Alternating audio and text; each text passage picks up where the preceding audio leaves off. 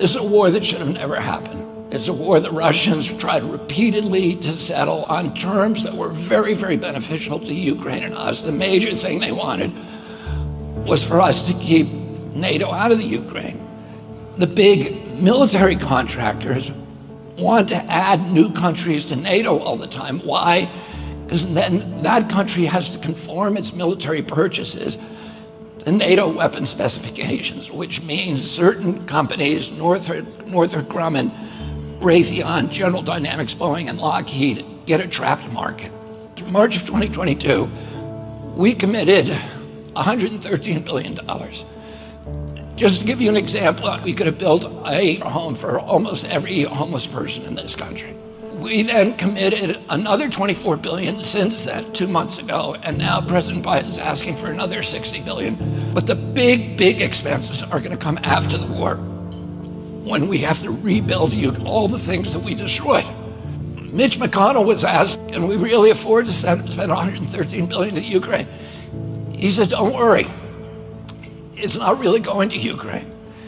It's going to American defense manufacturers. So he just admitted it's a money laundering scheme.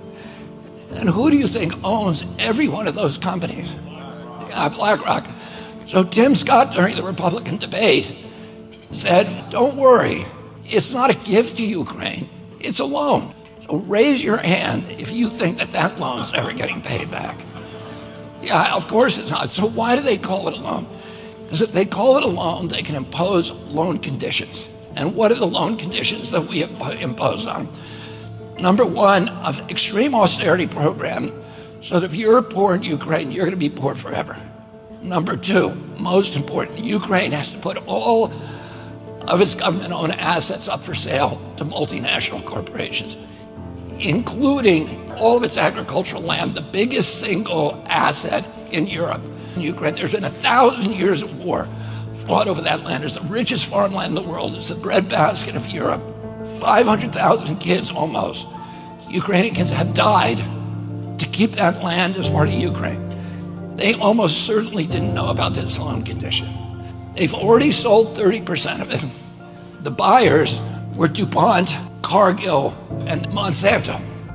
Who do you think owns all of those companies? Yeah, BlackRock. And then in December, President Biden gave out the contract to rebuild Ukraine. And who do you think got that contract? BlackRock.